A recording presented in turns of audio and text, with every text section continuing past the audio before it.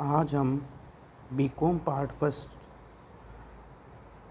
की विषय निगमीय एवं वित्तीय लेखांकन कॉर्पोरेट एंड फाइनेंशियल अकाउंटिंग के content issue and forfeiture of shares including issue of right shares के बारे में अध्ययन करेंगे। इसमें सबसे मेन चीज़ ये है कि इशू ऑफ शेयर्स कि शेयर को मार्केट में किस प्रकार से इशू किया जाता है उसके बारे में हम अध्ययन करेंगे। तो सबसे पहली चीज़ आती है कि शेयर होता क्या है। ठीक है, शेयर की परिभाषा जानने से पहले अपने को कंपनी की परिभाषा भी जान लेना आवश्यक होता है। तो वे व्यक्ति जो पूंजी में अंशदान करते हैं कंपनी के सदस्य या अंशधारी कहलाते हैं, मतलब कंपनी के मेंबर कहलाते हैं।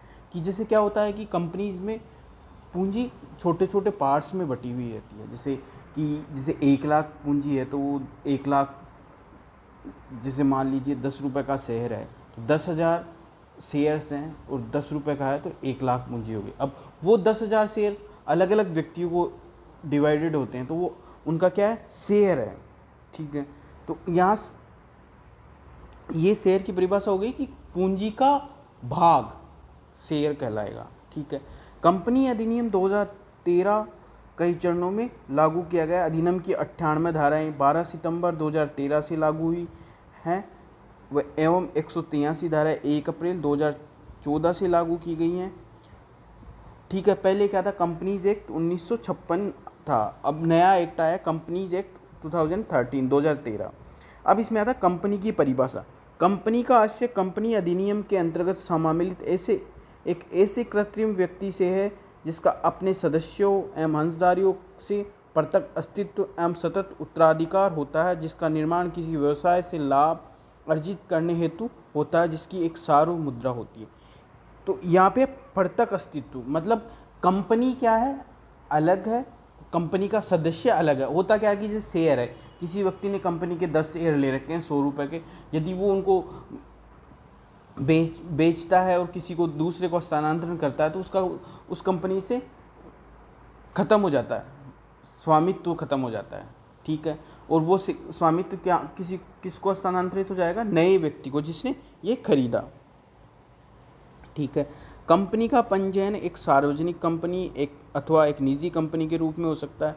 सार्वजनिक कंपनी क्या, सार्वजनिक कंपनी से अपन कई बार क्या होता है इसका अर्थ लगाते हैं सरकारी कंपनी। सार्वजनिक कंपनी पब्लिक कंपनी होती कि कई प्राइवेट कंपनीज भी सार्वजनिक कंपनी का मतलब यहाँ पे ये हो गया कि वो क्या करते हैं, जो पब्लिक कंपनीज है वो पब्लिक से भी पैसा ले सकती हैं, उनका मतलब शेयर स्टॉक एक्सचेंज में लिस्टेड होना जरूरी होता है। निजी कंपनी प्राइवेट कंपनी यदि किसी की है तो वो खुद उसको व्यवसाय को चला सकता है, वो जनता से किसी प्रकार की पूंजी निर्गमित नहीं कर सकता। कंपनी के सदस्यों का दायित्व सीमित अथवा असीमित हो सकता है। दायित्व मतलब कि एक तो क्या होता है कि किसी सदस्य का उसकी लगाई हुई पूंजी के लिए तक सीमित होता है, और एक होता है उस लगाई हुई पूंजी के अतिरिक्त यदि दायित्व है तो वो असीमित दायित्व कहलाता है। अब यहाँ पे अब नए कंपनीज अधिनियम 2013 के अनुसार एक व्यक्ति वाली कंपनी भी हो सकती है। एक व्यक्ति वाली कंपनी का अभिप्राय ऐसी कंपनी जिसमें एक ही व्यक्ति सदस्य के रूप में हो। ठीक है, अब बता शेयर्स, क्योंकि अपन यहाँ पे क्या इशू ऑफ शेयर्स के बारे में पढ़ेंगे। शेयर्स क्या है, कंपनी की कुल हंस पूंजी छोटी इकाइयों में विभाजित होती है। मैंने बताया एक एग्जांपल के थ्रू बताया कि जैसे किसी कंपनी की है ना पूंजी 1 लाख है तो वो 10 रुपये का यदि एक शेयर है तो 10,000 शेयर्स में बटी हुई होती है। अब वो 10,000 शेयर्स भी क्या होता है कि जैसे 3,000 किसी के पास, 2,000 किसी के पास, 1,000 किसी के पास, 500 किसी के पास, 100 किसी के पास, इस प्रकार से वो अलग अलग, तो वो उसका क्या हो गया, शेयर हो गया। प्रत्येक इकाई जिसमें कंपनी की पूंजी विभक्त होती है उसे हंस कहते हैं, शेयर कहते हैं। कंपनी अधिनियम 2013 की धारा 284 के अनुसार हंस का से कंपनी के हंस पूंजी से है जिसमें स्टॉक भी सम्मिलित है। मतलब क्या होगा, शेयर प्लस स्टॉक। अब आता है टाइप्स ऑफ शेयर्स।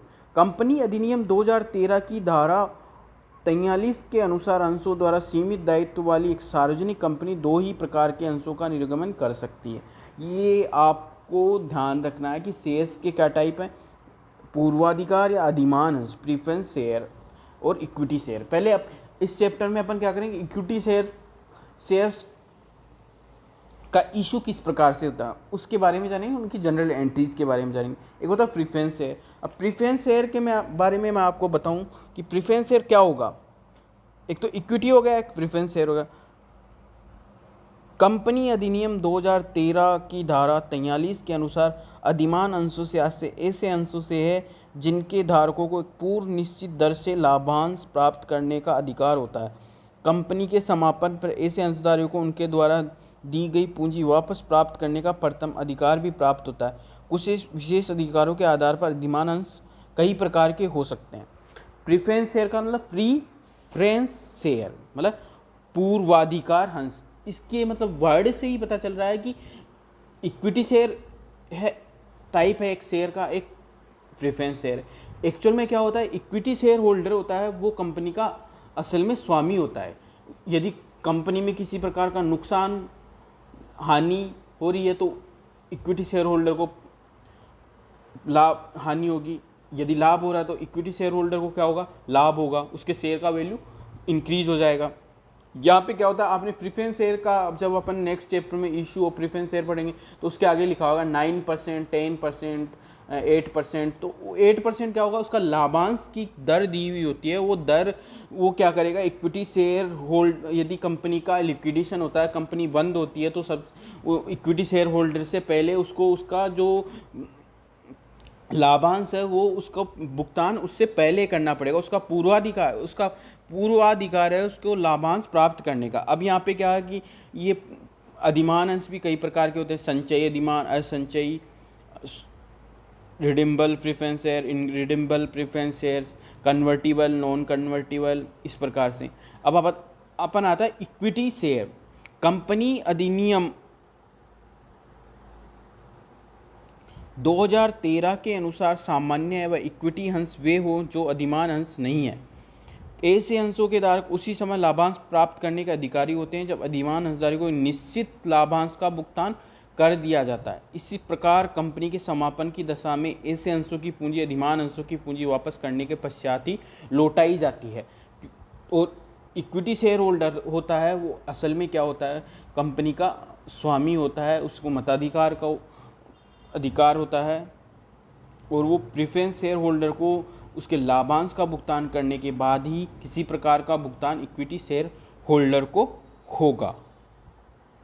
अब इसमें क्या था, procedure of issue of shares, जो कि थ्योरेटिकल पार्ट है। इसमें आएगा issue of prospectus, receipt of application for shares, allotment of share, receipt of share, है ना, ठीक है। ये 3-4 प्रोसीजर। उसके बाद में इश्यू ऑफ शेयर्स, जो कि इश्यू ऑफ शेयर्स में किस प्रकार से जनरल एंट्री से किस प्रकार से ये इश्यू ऑफ शेयर्स होगा, ठीक है। अब यहाँ पे आता कि जैसे क्या होता है कि 100 रुपये का शेयर है, यदि कंपनी उसको 100 रुपये उसका अंकित मूल्य है और 100 रुपये ही उसमें उसको बेच रही है, तो वो क्या होगा, issue of share at par. ये 3 तरह की सिचुएशन आएगी जो हर बार अपने को क्या होगा, क्वेश्चन में इन चीज़ों के हिसाब से ही जनरल एंट्रीज करने पड़ेगी। और अंशों का सममूल्य पर निर्गमन, issue of shares at par, जब अंशों को उनके अंकित मूल्य नॉमिनल वैल्यू पर निर्गमित किया जाए तो ऐसे निर्गमन को अंशों का सममूल्य पर निर्गमन करते हैं। यदि कंपनी का किसी शेयर 2000 शेयर्स का वो इशू कर रही है, 100 रुपये उसका वैल्यू और वो 100 रुपये ही मांग कर रही है, ठीक है, तो ऐसे निर्गमन को क्या बोलेंगे, issue of shares at par, ठीक है। सेकेंड सिचुएशन आएगी 100 रुपये के शेयर का पे यदि कंपनी 20 रुपये एक्स्ट्रा ले रही है, 120 रुपये ले रही है, तो उस कंडीशन में क्या होगा, issue of shares at premium. यदि कंपनी अपने अंशों को अंकित मूल्य से अधिक मूल्य पर निर्गमित करती है तो अंशों के ऐसे निर्गमन को अंशों का प्रीमियम पर निर्गमन कहलाएगा। जैसे 100 रुपये अंकित मूल्य का शेयर है और वो यदि 110 प्रति अंश की मांग करती है तो 10 रुपये क्या हो गया, उसका प्रीमियम हो गया। और जब अपन जनरल एंट्रीज करेंगे तो सिक्योरिटी प्रीमियम एक अलग से अकाउंट खोलेंगे और उस अलग से अकाउंट खोलेंगे, उसमें इस अमाउंट को ट्रांसफ़र करेंगे। फिर आता है issue of shares at discount. अभी जैसे क्या होता है, 100 रुपये के शेयर को अपन 90 रुपये में लेंगे तो issue of shares at discount हो गए। 3 कंडीशंस आएंगी, यदि अंशों के निर्गमन अंकित मूल्य से कम राशि की मांग की जाती है तो अंशों के ऐसे निर्गमन को अंशों का भट्टे पर निर्गमन कहलाता है। यदि 100 रुपये अंकित मूल्य वाले 1000 अंशों का निर्गमन करने पर 100 के स्थान पर 90 रुपये प्रति अंश की मांग ही की जाए, उन्हें पूर्ण प्रदत्त मान लिया जाए, तो ऐसे अंशों के ऐसे निर्गमन को अंशों का भट्टे पर निर्गमन कहा जाएगा। मतलब 100 रुपये के शेयर का क्या हुआ, 90 रुपये ही मांगा जा रहा है, कॉल मनी को, ठीक है।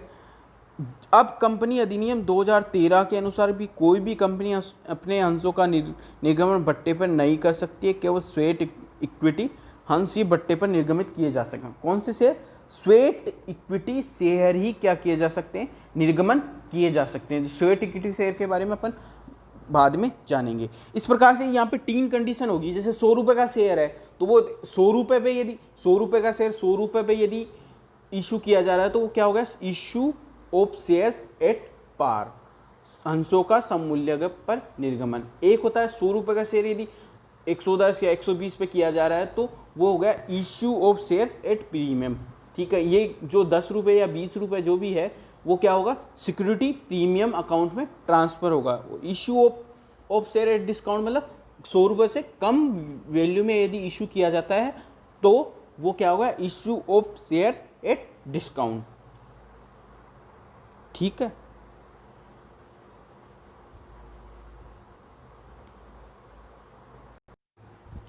अब ये एक चीज़ आती है कि जैसे कोई कंपनी है वो 1 लाख इक्विटी शेयर इशू करती है, ठीक है। अब होता क्या कि उसने पब्लिक से क्या किया, मनी कॉल किया। अब एक सिचुएशन आती है अपने पास कि 1 लाख कॉल किया और अपने पास 80,000 शेयर्स का ही कॉल आया, 20,000 का कोई कॉल नहीं आया। तो वो क्या होता है, मिनिमम सब्सक्रिप्शन का एक कॉन्सेप्ट दिया हुआ है कि एक न्यूनतम अभिधान राशि का एक प्रोविज़न दिया है सेबी के दिशा निर्देशों के अनुसार। कोई भी कंपनी तब तक अंशों का आवंटन नहीं कर सकती जब तक उसे संपूर्ण निर्गमन के कम से कम 90% के बराबर अभिधान प्राप्त नहीं हो जाता है। सेबी के दिशा निर्देशों के अनुसार एक सार्वजनिक कंपनी के सममूल्य पर निर्गमन की स्थिति में एक आवेदक द्वारा आवेदित अंशों की न्यूनतम संख्या 200 अंशों की, जबकि अंशों का अंकित मूल्य 10 हो। न्यूनतम अभिधान राशि का प्रतिबंध प्रत्येक निर्गमन पर लागू होगा। मतलब 90 पर कम से उसके संपूर्ण निर्गमन के कम से कम 90% क्या होगा, अपने पास मिनिमम सब्सक्रिप्शन आना चाहिए, तभी अपन क्या कर सकते हैं, शेयर का अलॉटमेंट। ये तो क्या होगा, मिनिमम कि इतना आने के बाद ही अब अलॉटमेंट होंगे। ये तो होगा मिनिमम, न्यूनतम अभिधान का कॉन्सेप्ट। एक आता और सब्सक्रिप्शन। अपन ने क्या किया, 1 लाख शेयर्स के लिए आवेदन आमंत्रित किए और अपने पास 2 लाख का आवेदन आ गया, ठीक है। तो ये ऐसी कंडीशन क्या होगी, और सब्सक्रिप्शन की होगी। और इस केस में क्या किया जाएगा, आनुपातिक तौर पे शेयर्स का अलॉटमेंट किया जाएगा। जो जिसने 2 शेयर्स के लिए अप्लाई किया उसको 1 लाख शेयर है अपने पास और 2 लाख के लिए आवेदन आ गया, तो आनुपातिक तौर पे प्रोराटा बेसिस अपन उस शेयर को अलॉटमेंट करेंगे। तो ये हो गया मिनिमम सब्सक्रिप्शन और ओवर सब्सक्रिप्शन का कॉन्सेप्ट।